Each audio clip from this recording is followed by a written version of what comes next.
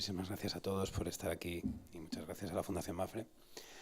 Gracias, Milagros, también por compartir esta mesa conmigo. A mí, como periodista, pues siempre me gusta empezar con una pregunta y desde luego creo que la pregunta más pertinente es ¿quién financia la cultura? Y es pertinente en todo tiempo, pero desde luego, sobre todo, es pertinente ahora, en mitad de esta situación de crisis que vivimos. Y, por cierto, ya que hablamos de esta situación y de la cultura, cabe preguntarse, ¿la cultura es un lujo? ¿La cultura es una necesidad? ¿Es como el pan? ¿Qué sacrificios está dispuesta a hacer una sociedad en nombre de la cultura? ¿Qué sacrificios debe afrontar una sociedad que abandona la cultura? Porque al final la cultura es lo único que resiste y que nos hace resistir a estas crisis, a los momentos duros, porque es lo que nos hace conocer cómo somos, el por qué y el desde cuándo. Nos implica y nos apela, nos configura y ayuda a que mejoremos. Así que ante una situación como la actual no cabe el conformismo ni la dejación. No es aceptable, por ejemplo, dejar en manos del Estado toda la animación cultural. Hemos de revisar todas las posibilidades que estén a nuestro alcance y que nos ofrece, además, vivir en una sociedad abierta y democrática para saber qué podemos aportar como ciudadanos, como organizaciones, como consumidores de la cultura. Un sector que no lo olvidemos, porque también hay que hablar, y esto es un dato, que aporta el 5% del Producto Interior Bruto a un país como España, que es una potencia cultural. Además, si alejamos un poco el foco y miramos al paisaje, vemos que ahora estamos en un mundo en una continua y total comunicación. ¿Cuál es el papel de la cultura en relación a los otros? A todos esos otros, que son países, que son pueblos, que son historias, que son realidades como las nuestras o inversas a las nuestras. Y además, en este mundo de cambio cambian los lenguajes, las tecnologías, pero solo queda, por así decir, y aunque parezca una contradicción, solo queda quieta la imaginación. ¿Financiamos la cultura con imaginación? Deberíamos. ¿Exprimimos todas las posibilidades? De eso queremos hablar aquí. Y nada mejor que hacerlo con quien es hoy mi compañera de mesa, a quien Paula ya ha introducido y que de verdad es un placer y es un honor estar aquí hablando con ella de estos temas, porque es una de estas personas luchadoras que siempre ha ido dejando una marca de profesionalidad, de sabiduría y de empuje en todos los puestos que ha ocupado. Y como decía Paula, ¿qué puestos? En la UNESCO ha llegado a ser subdirectora general adjunta después de una trayectoria en la que ha brillado en asuntos como el libro, las políticas de derechos de autor, las identidades culturales y también las industrias culturales. Y en España ha desempeñado cargos imprescindibles desde hace bastantes años en el desarrollo de políticas descentralizadoras, en un momento en el que España estaba configurando su modelo de Estado, para los ámbitos culturales, para la ley de propiedad intelectual, para las políticas de bibliotecas públicas, hasta que fue nombrada, y déjenme que diga el cargo completo y no lo hago con saña, directora general de la Biblioteca Nacional. Y cuando esa institución decidió que no debía ser, o vamos, desde el Ministerio se decidió que no era una dirección general, ella decidió irse por coherencia con lo que ella creía.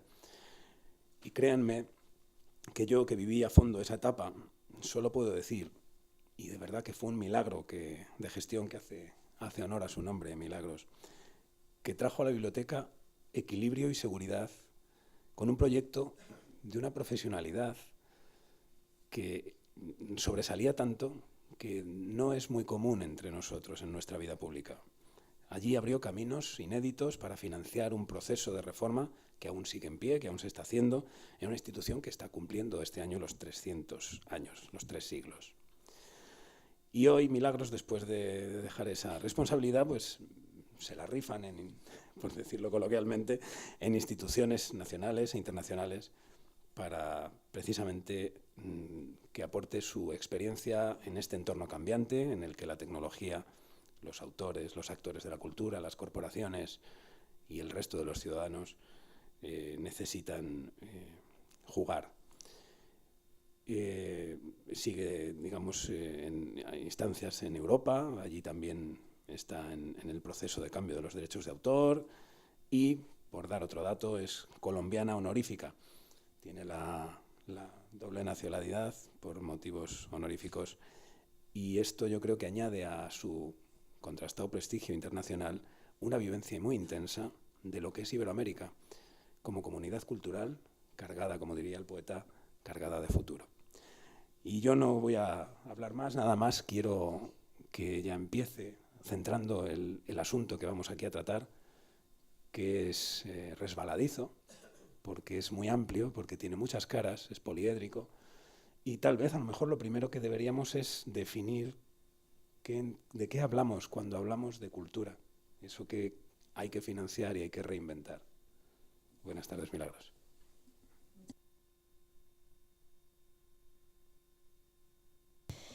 Yo también quería agradecer a la Fundación MAPFRE la invitación a venir a conversar hoy con ustedes sobre este tema que es uno que me ha apasionado y ocupado durante mucho tiempo y sigue preocupándome también como ciudadana.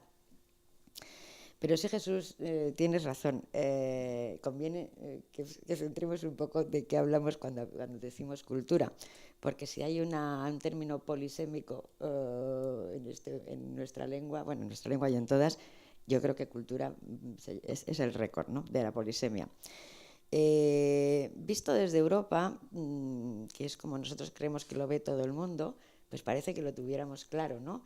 Pues son las artes, las letras, últimamente ya hemos aceptado que también son las industrias culturales y el patrimonio, ¿no?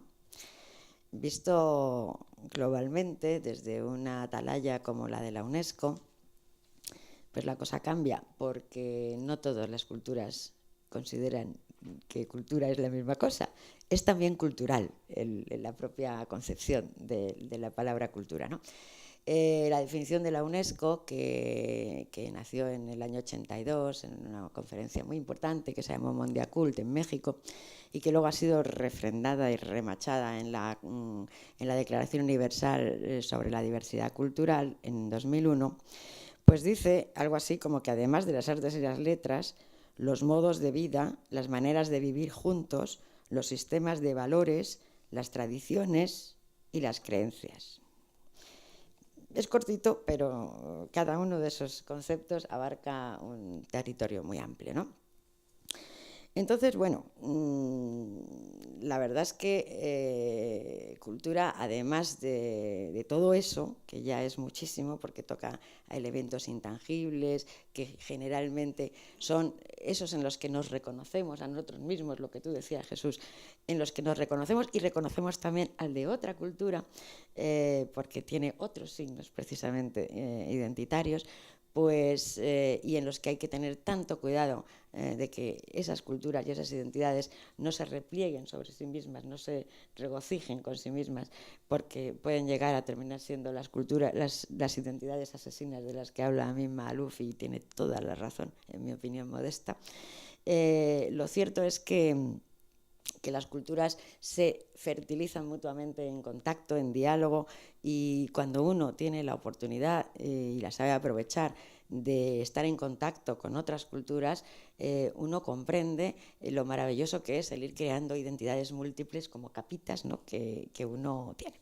Pero en fin, no me quiero extender tanto en las definiciones. Decir sí que cultura es además un capital que nos legaron nuestros antepasados, el concepto de patrimonio, ¿no?, y que nosotros tenemos el deber de preservar, de difundir y de legar a los que vengan detrás de nosotros, a nuestros hijos, a nuestros sucesores. Y también es un motor económico, como tú ya apuntabas con la contribución al PIB. En otros países, en Estados Unidos es el 7,5%, ¿no? Claro, estamos hablando fundamentalmente allí de industrias culturales, pero si en Europa las industrias culturales llegaran algún día a desarrollarse a ese nivel, les daríamos, pero 3 vueltas, porque nosotros además tenemos el patrimonio que ellos pues no tienen, porque son un país joven, no por otra razón. Europa tiene mucha historia y muchísimo patrimonio que cuesta mucho conservar, pero que, como todos sabemos, actúa como un factor de enorme atractivo para el turismo. Tiene otros riesgos, pero bueno, lo cierto es que moviliza un montón de dinero. Desde la UNESCO les puedo asegurar que el programa del sector cultura más exitoso, sin duda, es el de Patrimonio Mundial. ¿Por qué? Se matan los países por conseguir entrar con alguna obra monumental o algún conjunto artístico o algún conjunto urbano, etc. Se matan porque es de tal manera un aliciente para el turismo que el turismo se dispara, pero al año siguiente, al otro, y en muy poquito tiempo esa ciudad no la reconoce nadie, ¿no? Es decir, que no solamente está el fenómeno Guggenheim, que ha cambiado, como todos sabemos aquí, pues la visión y la imagen de Bilbao, y también la economía, sino que el patrimonio bien atendido y bien preservado, cuando es un patrimonio valioso, claro que también es un motor económico. Y además es una marca país, tanto las culturas, tanto el patrimonio como las culturas vivas. O sea que estamos ante un embajador, un soft power que nos sirve para muchísimas cosas. Por eso esa gente que dice gastar en cultura, ¿cómo gastar en cultura? Yo creo que en cultura solo se invierte.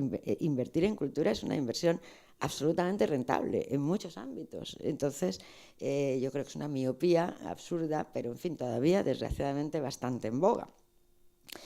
Pero bueno, vamos a volver a lo de la preguntita que hacías al principio, que en realidad es el centro de nuestro debate, ¿no? Lo de quién financia la cultura.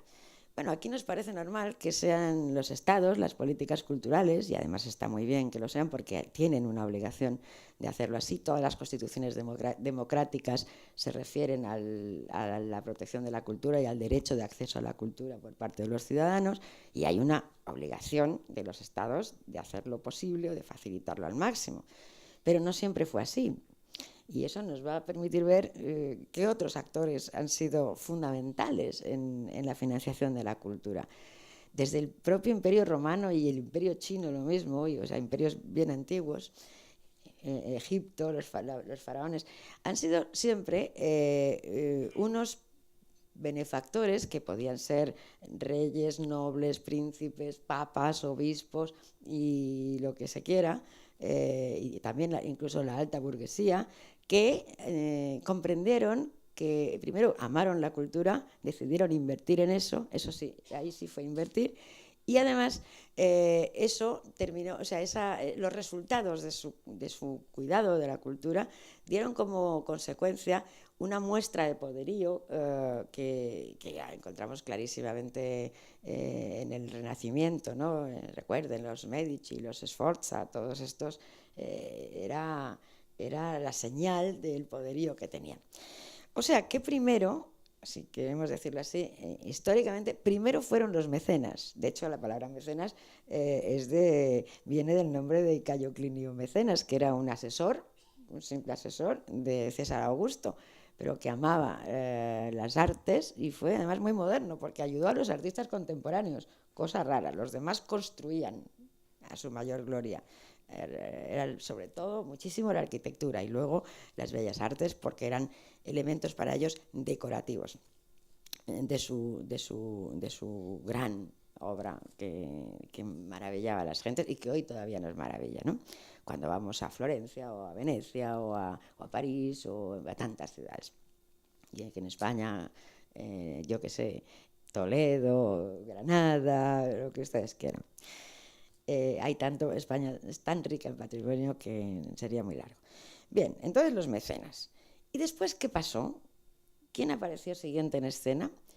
Pues curiosamente apareció el mercado. ¿Y por qué apareció? ¿Cómo que apareció el mercado en esto tan pronto? Sí, apareció con la imprenta. La imprenta es el primer elemento democratizador de la cultura. Y como la imprenta es también un modelo de industria que nace en ese momento y que nos sigue acompañando hasta nuestros días, pues entonces la imprenta empieza a mover, esa industria empieza a mover un dinero.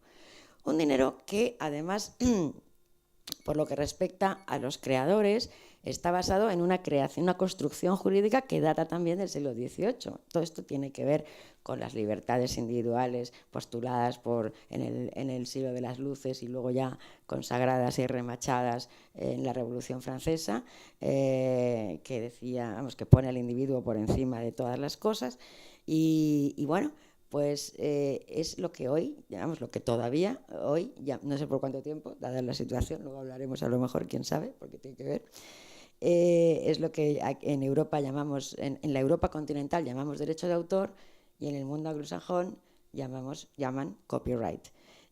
Los usamos muchas veces como si fueran sinónimos, no lo son en realidad, porque el copyright, que es más antiguo, el Estatuto de la Reina Ana es de 1711, muy prontito, en realidad lo que persigue es proteger al productor, en este caso al editor, ¿no? Que era la primera industria cultural de la historia.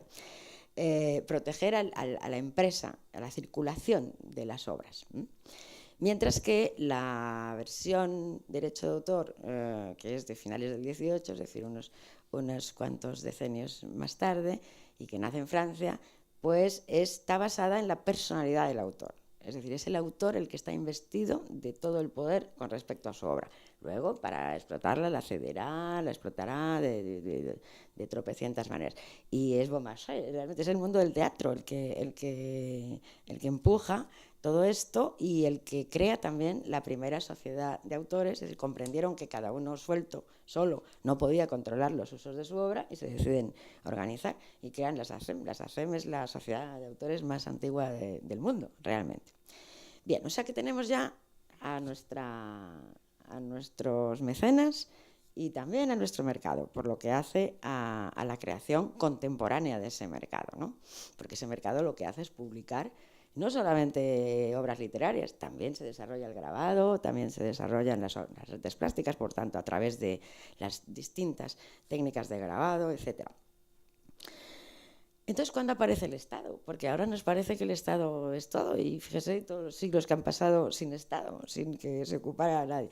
El Estado también aparece un poco en el siglo XVIII, con ese prurito de, bueno, no podemos dejar que la cultura sea solo como para la nobleza, hemos de abrir esto un poco, empieza una cosa muy retórica de acceso de todo el mundo a la cultura, en esa época es más retórico que otra cosa, pero no cabe duda que las colecciones reales empiezan a convertirse en instituciones de acceso público. La creación, en España la más antigua es la Biblioteca Nacional, precisamente, la de los 300 años.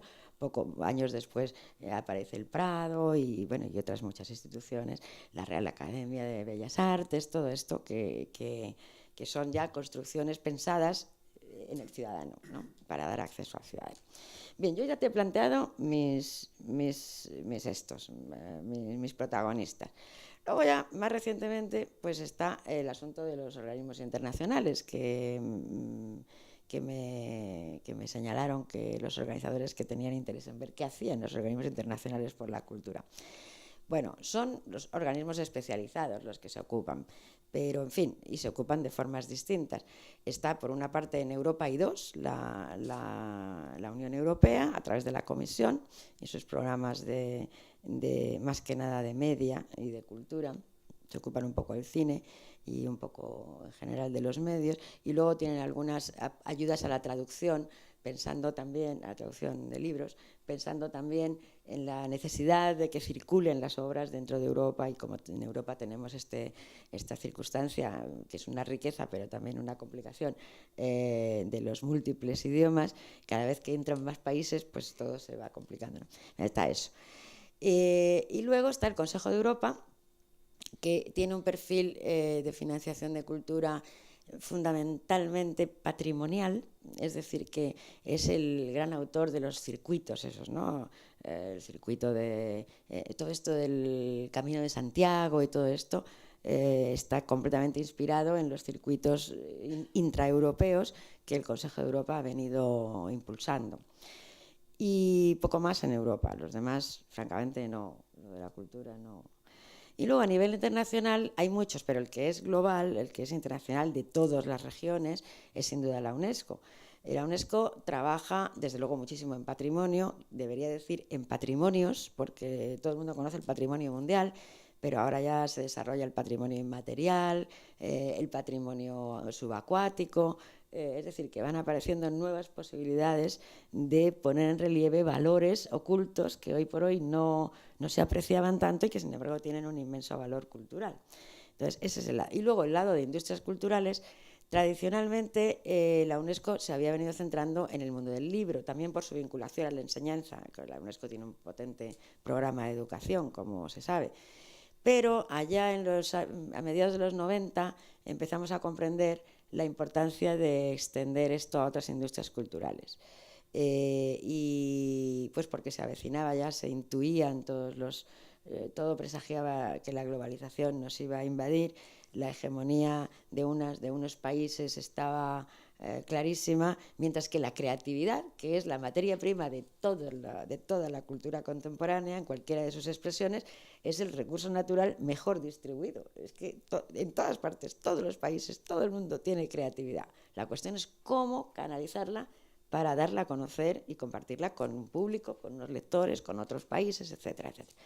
Bien, entonces, en esos dos... Pero claro, los organismos internacionales se ocupan de manera un poco indirecta, no financian propiamente la cultura, ¿no?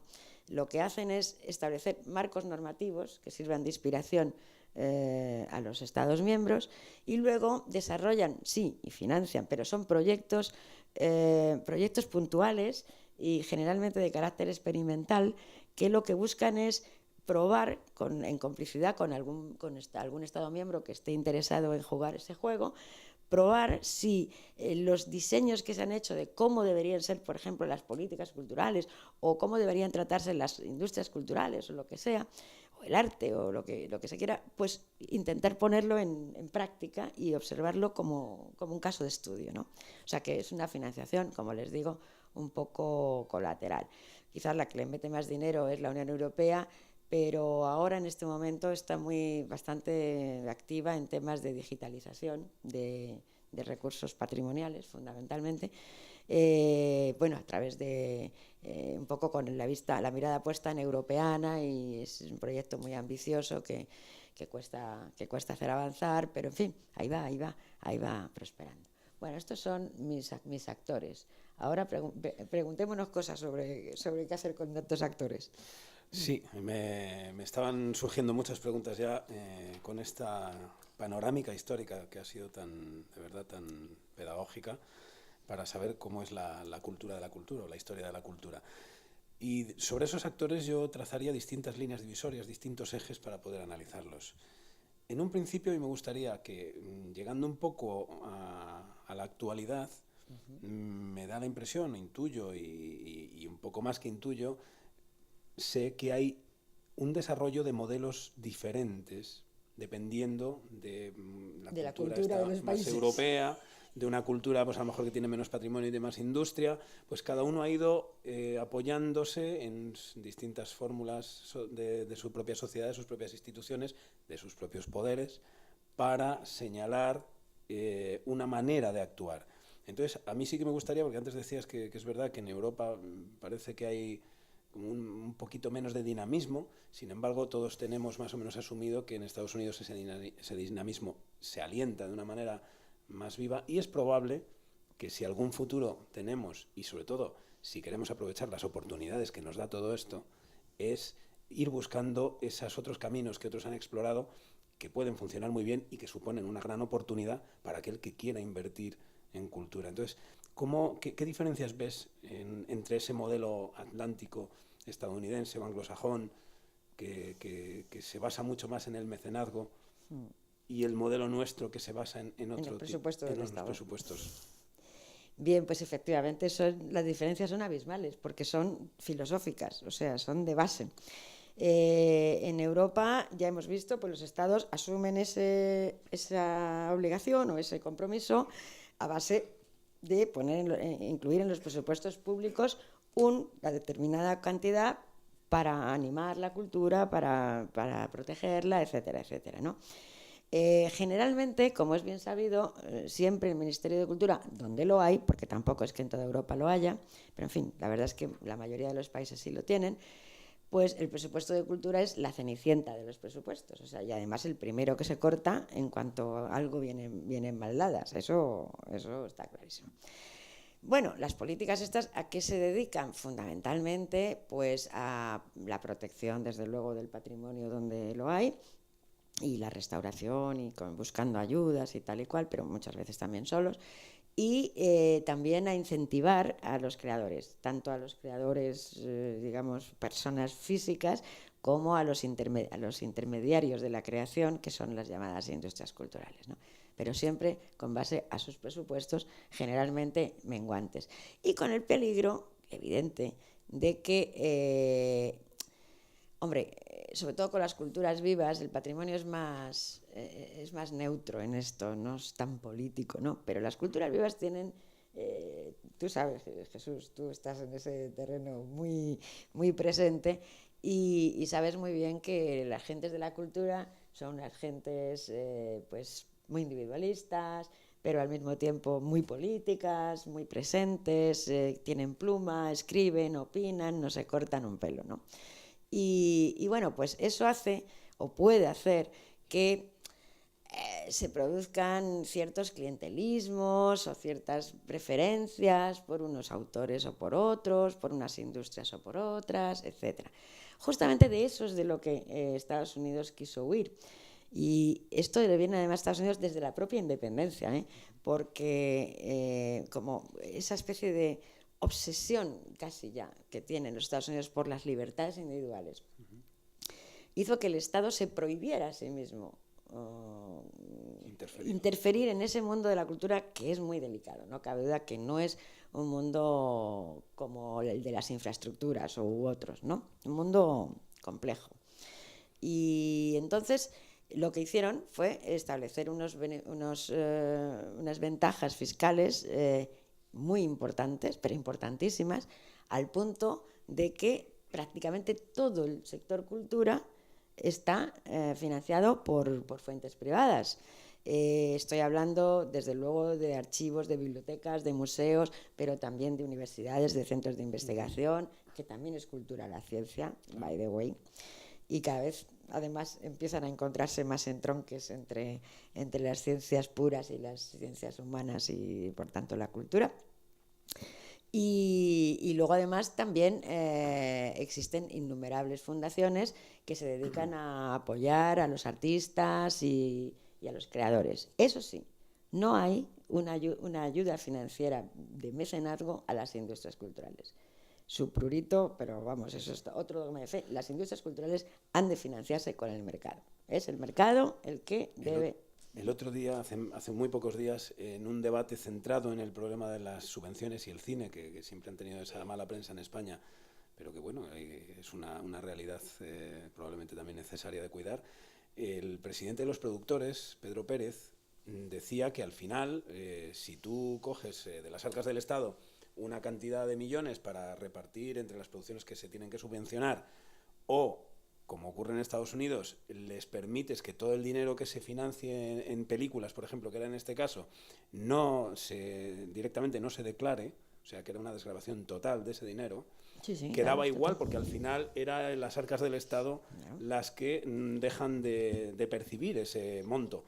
Ahora bien, a mí me parece que dibujan dos panoramas muy diferentes, porque en el panorama, digamos, a la europea, a la española, digamos que tenemos al mundo de la cultura esperando el maná, mientras que en el panorama anglosajón tenemos a una sociedad que se puede organizar, que puede buscar quién le pone un poquito por aquí, otro poquito por allá, gente emprendedora, y me da la impresión de que es mucho mejor modelo el anglosajón en este sentido, el ir permitiendo que la gente se implique en algo que también es parte de esa sociedad, ¿no? Más que permitiendo, yo diría que el sistema lo incentiva.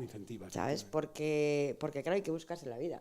O sea, los creadores, los productores independientes de cualquier tipo de expresión cultural, etcétera, tienen que buscarse la vida para financiarse en arranque, ¿no?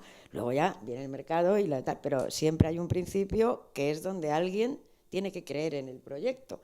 Claro, al haber muchas puertas a las que tocar, el clientelismo no se produce de una manera tan obvia, digamos que se diversifican las fuentes. Además, claro, cada persona o cada institución o cada empresa o cada fundación desarrolla su propio perfil y le gusta financiar tales cosas y no le gusta financiar tales otras. Luego, además, hay que saberse quién hace qué. O sea, ¿a quién le vendo qué? Porque si no conoces ese tema, vas llamando a puertas y te vas dando con las puertas en las narices, aunque tu proyecto sea maravilloso, ¿no? Pero hay más cosas, porque hay más cosas en Estados Unidos, más que, además de este mecenazgo, digamos, la antigua, lo que antes llamaban filantropía y ahora pues mecenazgo, etcétera, hay muchas más cosas. Están, en el caso de las empresas, está todo este mundo de los business angels, que son de alguna manera también son unos financiadores de la cultura, aunque lo hagan con intención de ganar dinero, si el proyecto va bien. Son estos ángeles protectores de los negocios nacientes, lo que en Europa se ha llamado, por lo menos en Francia, se traduciría por los viveros de industrias nacientes, industrias culturales emergentes o nacientes. Bien, pues esta gente, o sea, yo he asistido a esto, yo he trabajado mucho con Estados Unidos y he asistido a rondas de estas en las que estos que suelen ser empresarios o gente que tiene mucho dinero simplemente y que como lo invierte, en lugar de invertirlo en un fondo de inversiones, en el banco así y tal, o en la bolsa, pues decide invertirlo en cultura. Y dice, bueno, a ver, pues entonces se sientan allí y en una mesita y llegan uno detrás de otro, van llegando la gente con sus proyectos a contar su proyecto y a dejar un papelito que no debe tener nunca más de 2 folios, pero que describe el proyecto, el modelo de negocio y el presupuesto que necesitan para arrancar y cuándo piensan que alcanzan el breakdown, o sea, cuándo van a empezar ya a poder a poder no perder dinero, a poder ganar. También profesionaliza muchísimo a la cultura, ¿no? Por lo que veo. Entonces, claro, esta gente invierte y lo que aspira es no a recuperar el dinero que invirtió, sino a participar en el negocio ese. Si el negocio no es exitoso, pues han perdido su dinero.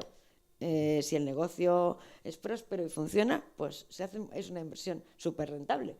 Me imagino yo al que los business angels que ayudaran en una primera instancia a Mark Zuckerberg de Facebook, me imagino yo lo encantados que estarán de haber... Está contado en la película esta que hicieron. Yo no he visto la película, pero en fin, sí. eso es un modelo, pero eso es frecuentísimo y no solo para las industrias electrónicas, lo encuentras para el cine, lo encuentras para la música, en fin, para muchas cosas. Está bien reflejado en esa película que probablemente ni Mark Zuckerberg hubiera podido asumir el crecimiento que tuvo su invento sin esos financieros, ni ellos hubieran podido ganar tanto dinero, con lo cual aquí hay una especie de simbiosis económica. Lo que ellos dicen, cultural. una win-win operation. Ajá. Eso dicen ellos siempre. Entonces, pues sí, tienes a mí, por no perder el pie, y que las utopías son maravillosas, pero uno le gustaría pensar, bueno, España mañana decimos, lo inventamos, lo hacemos.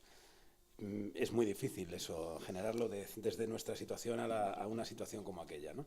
A que toda la sociedad se vivifique como para participar en esta operación. Pero me imagino que tiene que haber algún modelo que es un poco mixtura de los dos. Tiene que haber algún experimento que ya haya dado algunos pasos y a lo mejor en el que nos podamos fijar. El otro día estábamos hablando un poco que tal vez en Canadá se puede dar una versión mezclada en la que se permite una cosa y la otra. Y luego ya si quieres entramos en qué pasos se pueden dar. Vale, bueno, lo de Canadá, sí, yo es que habiendo visto las políticas culturales de 192 estados, muchos de los cuales no tienen ninguna simplemente, y otros como Estados Unidos pretenden que no tienen, pero yo les dije, saquen las cuentas porque ustedes claro que tienen una política cultural, lo que pasa es que está enfocada distinta, ¿no? Porque ustedes dejan de percibir, las arcas públicas no perciben algo así. Quiero recordar que en 2007 era algo así como 9.000 millones de dólares. Ningún país, ninguno, ni grande, ni mediano, ni pequeño, invierte semejantes cantidades en cultura. Claro. Entonces, pero eso era haciendo el cálculo de lo que hubieran ingresado de lo que desgravaron y por tanto no ingresaron en razón a inversiones en cultura, ¿no? Vamos, a mecenazgo en cultura. Pero tú preguntabas, no, lo de Canadá, sí. Pues Canadá... ¿Algún otro modelo que haya Sí, bueno, a mí mezclado, personalmente es el que siempre me pareció, después de contrastarlo con tantos otros, me pareció muy inteligente. Es un modelo que desde luego parte del sector público, pero está muy imbricado con el sector privado. Y más que no da subvenciones a nadie, lo que hace es ayudar a crear instituciones en las que participan los propios interesados, y el Estado es también uno de los participantes y actúa un poco como de telón de fondo si las cosas van mal. Estoy hablando de sociedades de garantías recíprocas, sociedades de apoyo a la exportación, un montón de cosas practiquísimas para las industrias culturales que funcionan muy bien. Y luego, aparte, eso tienen una muy buena política en general. Es muy clara, es muy transparente. A mí me gusta. Pero bueno, eso también depende. Los canadienses ellos son muy claros, ¿no? Son una gente muy directa y yo creo que eso también influye. Nosotros aquí somos muy barrocos, esto es un país fundamentalmente barroco. Pero tú decías una cosa que antes de cómo se podría, que eso sí cabría pensar que algo así se pudiera hacer en España. Pues si me lo hubieras preguntado anteayer, te hubiera dicho, pues yo lo veo difícil, porque es que tampoco no veo yo por dónde entrarle a esto, ¿no? Porque cada empresa va mucho por su lado y tal. Pero fíjate que la creación de este ¿cómo se llama? Consejo Empresarial para la competitividad, ¿no? Sí, sí. Ese consejo, con esos 27 superstars españolas todas, y con las personas que hay ahí, muchas de las cuales conozco, porque muchas de las cuales han sido también empresas que han ayudado a la Biblioteca Nacional, incluso lo preside el propio César Alierta, que ha sido uno de nuestros grandes mecenas, ¿no? Para la digitalización, el proyecto de digitalización.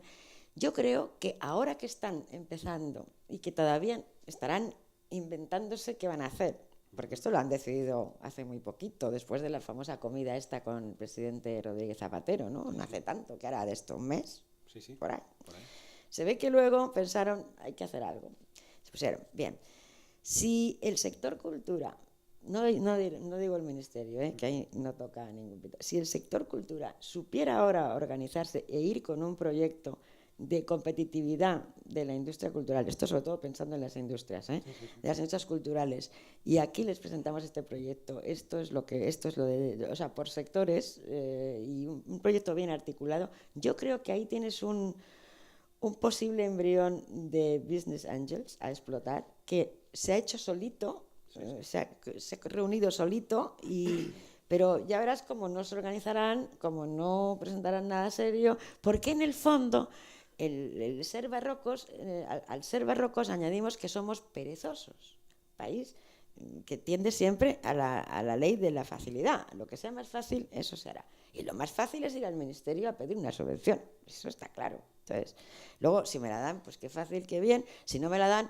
pues a insultar al ministerio porque no me la han dado, porque son unos injustos, porque son unos corruptos. Pues no sé, pero quiero decir, es un poco... Pero en fin, yo tengo la esperanza de que, dadas las circunstancias y dado ese impulso que estas grandes empresas quieren darle a la competitividad en cualquier área de producción, ¿por qué no las industrias culturales? Si muchas de ellas tienen fundaciones, si muchas de ellas son sensibles a la cultura, estamos en una casa precisamente que tiene esas características y tantas otras, ¿por qué no serían sensibles si se hiciera? Pero claro, hay que hacer un proyecto expresado como un proyecto empresarial, serio, no como una, ¿sabes? Eso es el tema. Esos 2 folios que tú me hablabas de... Pero 2 folios en los que no sobra ni falta ninguna palabra, o sea, ese es el asunto. Y aquí somos todos como muy, ¿sabes? En fin, pero también tenemos otros encantos, no es que sea solo, no quiero criticar, no quiero autoflagelarnos mucho. Antes de meternos en esos encantos, sí que me gustaría, de esos encantos futuros, quiero decir, si es que eso llega al buen puerto, y ojalá, me gustaría que no dejáramos solo en esta anécdota el papel de algunas instituciones como las fundaciones, que en España, pues hombre, han hecho hasta ahora todo lo que se podía hacer. Todo. Y además tenemos que darles las gracias, porque lo han hecho con una ley de mecenazgo que es una verdadera pena. O sea, ahí es a lo que iba justo a desembocar, que es qué ocurre con nuestro Estado, que no alienta, que es que además sabe que lo tiene que hacer desde hace 3 legislaturas y nunca sale el proyecto adelante. Pues es que yo no sé, como tiene que ver con los ricos, o sea, y como hay una especie de sensación de que los ricos más bien son odiosos en este país, ¿no? Entonces, darles como desgravaciones fiscales a los ricos, pues ellos temen que la ciudadanía pues lo criticara muchísimo, cuando no, porque sería un ahorro para las arcas del Estado por otro modo. Es decir, tendrían que hacerlo de tal forma que la ciudadanía comprendiera bien la noción de vasos comunicantes. Yo no pretendo para nada que dejen de existir políticas culturales públicas. Creo que tienen que existir y tienen un papel. Pero creo que un sistema híbrido es, y sobre todo en estos tiempos, ya venía cargado con los costes del estado de bienestar que están un poco agobiando en toda Europa.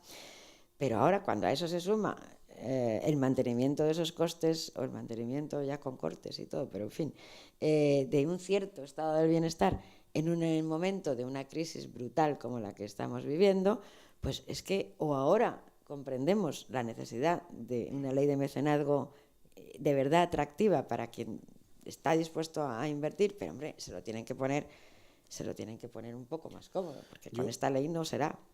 En mi experiencia en el periodismo, muchas veces hablas con responsables, incluso políticos, ¿no? De instituciones culturales públicas, y normalmente siempre las flechas que se van dejando en el camino señalan a Hacienda. Es que Hacienda no permite, es que bueno, tal. Y hemos llegado durante años se mantuvo un modelo que es menos bueno, aunque no es que sea malo, pero yo creo que es menos bueno, es muy tímido, que era el de la dación. Es decir, sí permitían a alguien que pagara impuestos con alguna obra de arte importante, sí, o tal, señor. Sí, señor. pero no daban ese paso un poco siguiente, que es el lógico, que es permitir que eso se convierta en una costumbre, que se invierta, que esto que dejas de percibir como impuesto porque lo das con un Picasso, lo das con alguna obra importante, se convirtiera en un uso que se reinvierte por otro lado, ¿no? Claro. Entonces... Totalmente de acuerdo. Es que, claro, Hacienda es que se teme siempre lo peor del mundo de la cultura. O sea, ahí de verdad sospecha siempre de que esto va a ser un batiburrillo y una tomadura de pelo y todo y todo.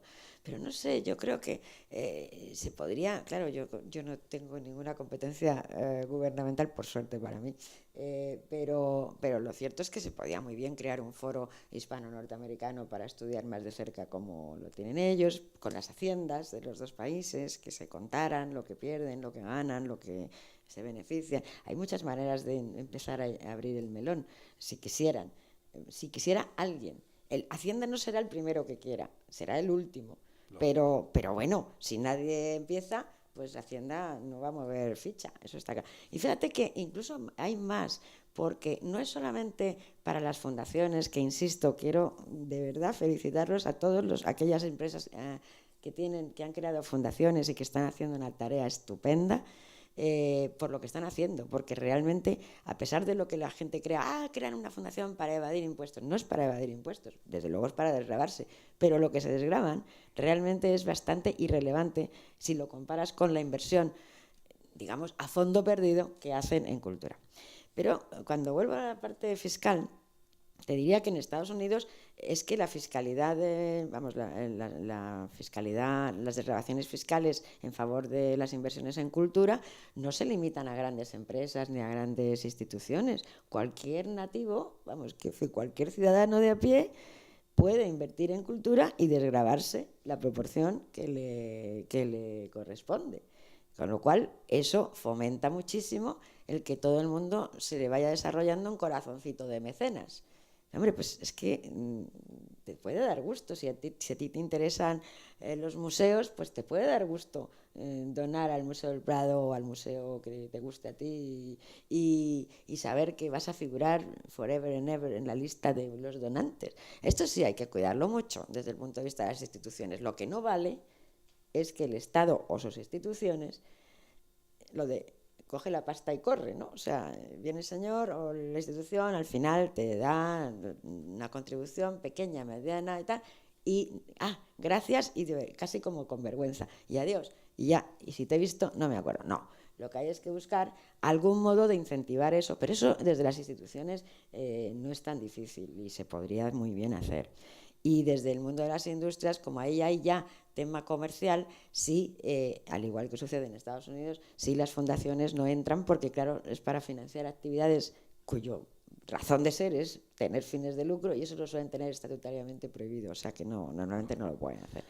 Así que eso de esa nueva modalidad de que ahora está recién empezando, lo que llaman el crowdfunding, ¿no? La financiación por las masas, pues triunfará donde haya más fiscalidad, no cabe duda. Y por tanto, en Estados Unidos ya ha habido, en el último festival de Sundance, ha habido ya, creo recordar que han sido 5 películas que se habían hecho financiadas por este procedimiento.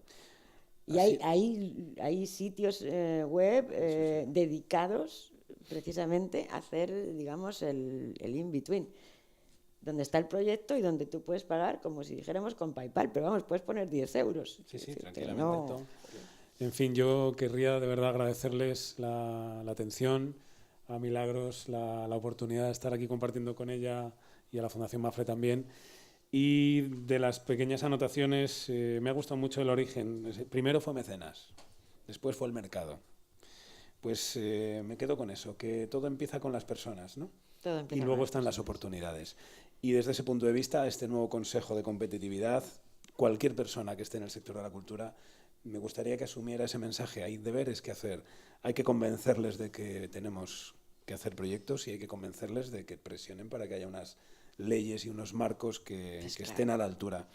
Y a los poderes públicos, aunque no sé si nos oirán desde aquí, espero que sí, me gustaría que confíen en la sociedad civil, que confíen en las organizaciones, en las empresas que quieren participar en la cultura como una inversión de futuro. Y a todos, que la suerte está con los audaces. Muchas gracias. Muchas gracias.